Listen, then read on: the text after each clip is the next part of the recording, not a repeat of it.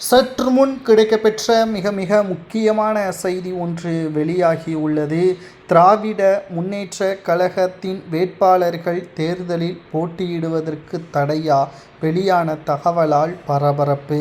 அதாவது 2026 சட்டசபை தேர்தலில் திமுகவின் வேட்பாளர்கள் பணத்தை கொடுத்து ஓட்டுக்களை பெறுவதற்கு முயற்சி செய்தாலோ, பரிசு பொருட்களை கொடுத்து ஓட்டுக்களை பெறுவதற்கு முயற்சி செய்தாலோ, பறக்கும் படை அதிகாரிகள் ஆதாரத்துடன் கைது நடவடிக்கை மேற்கொள்ளும் பட்சத்தில் எந்த கட்சியின் நிர்வாகிகள் பணம் கொடுக்கிறார்களோ அந்த கட்சி சார்ந்த வேட்பாளர் அந்த தொகுதியில் போட்டியிடுவதற்கு தடை. மாறாக வேறு வேட்பாளரையும் களத்தில் இறக்கக்கூடாது என்பதையும் தற்பொழுது தேர்தல் ஆணையம் உத்தரவை பிறப்பிக்க வேண்டும் என்று அதிமுகவின் மிக முக்கியமான வழக்கறிஞர் வழக்கு ஒன்றை பதிவு செய்துள்ளார்.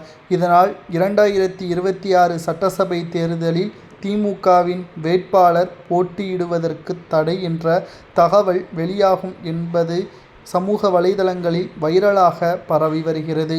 ஏற்கனவே போலியான அடையாள அட்டையை வைத்து திமுகவினர்கள் பல்வேறு ஓட்டுக்களை பெற்றதான குற்றச்சாட்டுகளும் சமூக வலைதளங்களில் முன்வைக்கப்பட்டு வருகிறது. 2026 சட்டசபை தேர்தலில் எப்படியும் திராவிட முன்னேற்றக் கழகம் 2வது முறை வெற்றியடைய வேண்டும் என்ற முனைப்போடுதான் இருக்கும். ஏனென்றால் 2026 சட்டசபை தேர்தல் என்பது திராவிட முன்னேற்ற கழகத்திற்கு மிகப்பெரிய ஒரு வெற்றியே தேடித்தராமல் விட்டுவிட்டால் அடுத்து உதயநிதியும் சரி, அவரது மகனும் இன்பநிதியும் சரி ஒருபோதும் ஆட்சியை அமைக்க முடியாது. திமுகவின் நிலைமை தலைகீழாக மாறிவிடும். ஊழல் அமைச்சர்களும் ஊழல் எம்எல்ஏக்களும் சிறைக்குத்தான் செல்வார்கள் என்பதற்கேற்ப தற்பொழுது தகவல்களும் கிடைக்கப்பெற்றுள்ளது.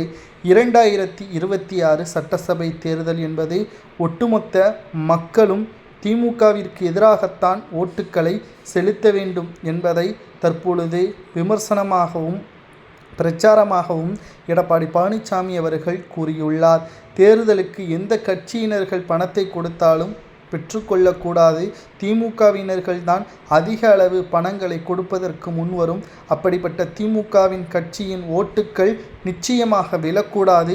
மக்கள் பாரபட்சம் இல்லாமல் நல்லவர்களுக்கு ஓட்டுக்களை செலுத்த வேண்டும் என்பதையும் எடப்பாடி கூறியுள்ளார். திமுகவின் வேட்பாளர்கள் தேர்தலில் போட்டியிட தடை என்று நீதிமன்றம் தீர்ப்பை வழங்குமா என்பதை பொறுத்திருந்து பார்க்கலாம். உங்களது கருத்துக்களை கூறுங்கள். அதிமுகவின் வழக்கறிஞர் வழக்கு தொடர்ந்தது சரியா தவறா என்பதையும் கமெண்ட் வாயிலாக கூறுங்கள்.